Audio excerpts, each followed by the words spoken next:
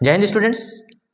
रोज की तरह मैं आप लोगों के लिए रीजनिंग का सवाल लेके आया हूँ। और रीजनिंग जो है उसमें जो कैलेंडर वाला सवाल है जो परीक्षा में बहुत बार पूछे जाते हैं, और पूछते के साथ साथ आपको बता दूं, अगर कैलेंडर के सवालों पर आपकी पकड़ बन गई तो समझ लीजिए अगर परीक्षा में क्वेश्चन बताया है तो आप उसको बिल्कुल फटाक से बना लेंगे। और मैं आज आपको वो सब सवाल बता रहा हूँ कैलेंडर के जो परीक्षा में पूछे जाते हैं, उसके ट्रिक्स, उसका शॉर्टकट तरीका। और आप भविष्य के कैलेंडर के बारे में भी आप दिन बता सकते हो, आने वाला पिछला जितना भी आपका कैलेंडर उसके दिनों के बारे में आप बता सकेंगे। और ये दिनों के बारे में ही क्वेश्चन पूछता है। जैसे अभी एक क्वेश्चन रखा हुआ है आपके सामने, 15 अगस्त 1947 को कौन सा दिन था। अब ये 15 अगस्त 1947 मतलब ये पास्ट की बात कर रहा है। पास्ट के में आपको दिया हुआ है कि बुधवार, रविवार, शुक्रवार और मंगलवार। तो या तो आप गूगल को उठाइए और गूगल से बोलिए हेलो गूगल, और 15 अगस्त 1947 को कौन सा दिन था वो बता देगा। लेकिन परीक्षा में ऐसा नहीं कर सकते आप। तो ये देखिएगा, आपको गूगल से भी फास्ट आपको सिखा देंगे कि आप फटाफट फटाफट कैसे आप निकाल सकते हैं। तो यदि आपको ये वीडियो पसंद आएगी तो आप लाइक करिएगा, शेयर करना ना भूलिएगा और सब्सक्राइब जरूर कीजिएगा। आपको बता दूं, और वो लोग भी सुन लीजिए जिन लोग जो है एज ए स्टूडेंट्स अपनी तैयारी नहीं कर रहे हैं, वो स्टूडेंट्स भी, वो लोग भी जो है इसको जरूर देख लीजिए। एक नया चीज़ सीखने आपको मिलेगा, एक नई चीज़ जानकारी मिलेगी जो आपको बहुत अच्छा लगेगा उसको सीख के। देखिएगा, आपको बता दूं 15 अगस्त 1947 दिया है, लेकिन सबसे पहले हम बेसिक चीज़ों को समझ लेते हैं। बेसिक चीज़ समझना जरूरी है, और वो बेसिक चीज़ आपको थोड़ा सा, हो सकता है ये थोड़ा वीडियो आपको लंबा लगे, परंतु समझ लीजिएगा ये वीडियो आपको बहुत कारगर साबित होगा। तो ध्यान से समझ लीजिए फट से। अब स्टार्ट करते हैं हम। तो देखिएगा, आपको सबको पता है वैसे कि एक सप्ताह जो है, हल्की हल्की चीज़ें शुरुआत कर रहा हूँ, एक सप्ताह में 7 दिन होते हैं। फटाफट बता रहा हूँ आपको, ये आपको भी पता है, ठीक है। एक माह में ये काम आएगा अभी अपने आगे चल के। एक माह में 30 दिन। देखिए दिन कितने होते हैं, 30 का भी होता है, 28 का भी होता है, 29 का भी होता है और 31 का भी होता है, ये आपको पता है, ठीक है। एक वर्ष में आपको मालूम है 12 माह होते हैं, ये आपको क्लियर पता है अच्छे से। 100 वर्ष का, 100 वर्ष का उसको बोलते हैं हम शताब्दी, शताब्दी, ठीक है।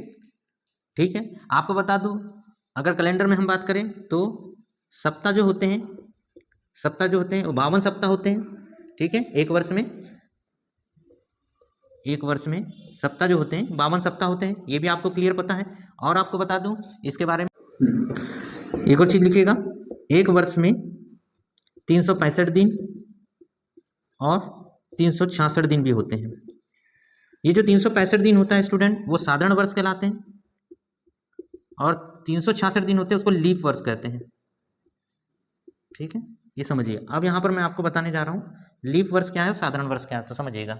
लीप वर्ष क्या कहते हैं हम, साधारण वर्ष समझ लीजिए पहले। साधारण वर्ष, साधारण वर्ष वे वर्ष जिनमें 4 का भाग पूरा पूरा नहीं जाता, वे वर्ष क्या कहलाते हैं, लीप वर्ष। आप देखिए, सिर्फ इतना समझ, 4 का, शॉर्ट में समझ, 4 का पूरा पूरा भाग नहीं जाता है, वे वर्ष साधारण वर्ष कहलाते हैं। जैसे समझिएगा 1985, इसमें अगर आप 4 से भाग दोगे पूरा पूरा नहीं जाएगा। 1987, इसमें 4 से पूरा पूरा भरा भाग नहीं जाएगा, ठीक है। ऐसे ही 2001, 2002, ये पूरा पूरा भाग नहीं जाएगा, 2000 में पूरा पूरा भाग जाएगा, ठीक है। ये हो गया। तो ये सब जितने भी हैं वो सब क्या कहलाएंगे, आपके साधारण वर्ष कहलाएंगे। अब लीप वर्ष की कहानी समझ लीजिए फटाक से, जल्दी जल्दी आपके लिए समझा रहा हूँ आपको। जहाँ आप अगर ना समझ में आए तो वीडियो को रोक के फिर से देखेंगे, समझ में आ जाएगा। लीप वर्ष, लीप वर्ष क्या है, वे वर्ष जिसमें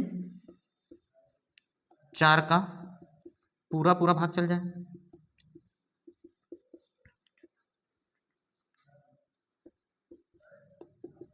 चला जाए, लीप वर्ष होंगे। जैसे कि आपको बता दूं 2004 ये लीप वर्ष है, 1996 लीप वर्ष है, इसमें भाग देंगे 4 का पूरा पूरा चले जाएगा, 1992, ठीक है।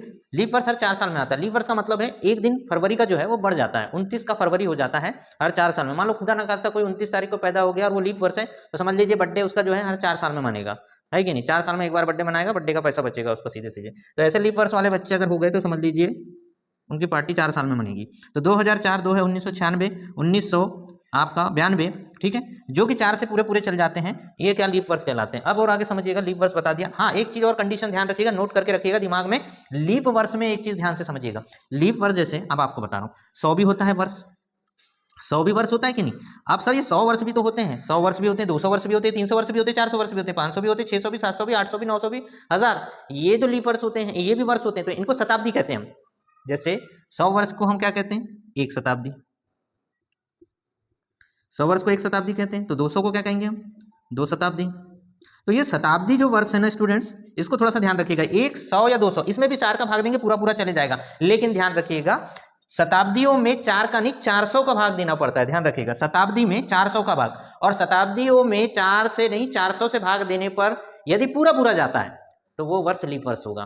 जैसे कि 100 में अगर मैं 400 से भाग दूंगा तो ये जाएगा ही नहीं पूरी पूरी, इसके लिए ये 100 जो है वो क्या है? साधारण वर्ष है। 200 क्या है आपका? साधारण वर्ष है। 300 क्या है स्टूडेंट? ये भी साधारण वर्ष है। लेकिन 400 पर जैसे ही जाऊंगा तो 400 क्या है आपका? लीप वर्ष है, क्योंकि 400 में क्या जाएगा? 400 का पूरा पूरा चले जाता है, इसलिए 400 लीप। इसी तरीके से 400 लीप है, 800 लीप है, 1200 लीप है, 1600 लीप है, ध्यान रखिएगा। और 2000 भी क्या है आपका? लीप है। 2000 ध्यान रखिएगा, 2000 मतलब सन की बात कर रहे हैं, जैसे 2000 ये हो गया। 1600, ठीक है, खाली ये 1600, ये 1200, ये क्या है आपके? लीप वर्ष में आ जाएंगे। लेकिन इसके बाद वाले जितने भी 100, 200, 300, 400, जैसे मैं बोला कि ठीक है 12, 800, 400, ये लीप वर्ष में आ जाएंगे। लेकिन अगर आप बोलोगे कि सर ये तो 1300 भी है सर, 1400, 1500, 1500 भी है सर, ये नहीं। इसके बाद आप कहेंगे सर ये तो 100 में भी चल जाता है, 100 में 4 का भाग दो तो 25 आता है सर, ये पूरा पूरा तो कट रहा है। नहीं, ये लीप वर्ष के अंतर्गत नहीं आएंगे, इनमें 400 का भाग देना पड़ता है, जिसमें शताब्दी की बात है। इतनी चीज समझ में आई होगी आपको, आई होप इतनी चीज आपको क्लियर हुई होगी स्टूडेंट्स, जो मैं आपको कैलेंडर के विषय में बताने जा रहा हूँ। तो ये दिन को निकालने के लिए बताया जा रहा है आपको। तो देखिएगा आप और चीज़ों को समझा देता हूँ, जो चीज़ें हैं इसमें। देखिए एक और चीज़ है, ये खास प्रमुख है। 1 जनवरी, देखिएगा 1 जनवरी 2001, ये 2001 क्या है? ये साधारण वर्ष है। 2001 क्या है? साधारण। 1 जनवरी 2001, मान लो उस दिन रविवार है, सपोज मान लेते हैं हम रविवार, मानना तो पड़ेगा।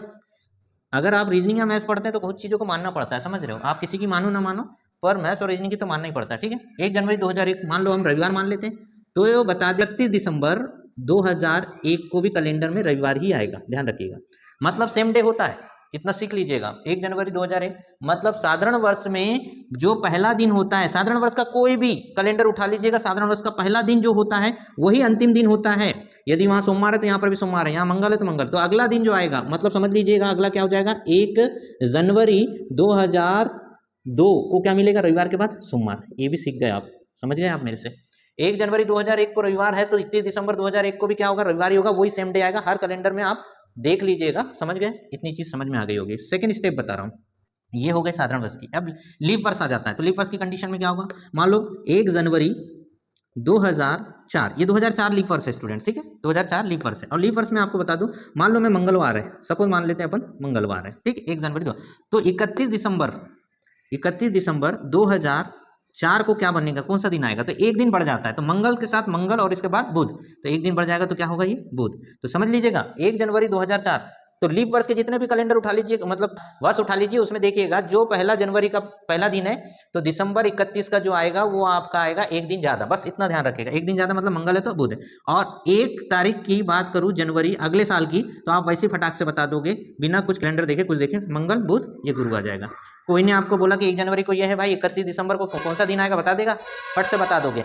यदि 31 दिसंबर को उसने दिन बताया कि आज ये है, तो आप 1 जनवरी का दिन निकाल दोगे, आप पूरे कैलेंडर बिल्कुल एक तरीके से तैयार कर लोगे।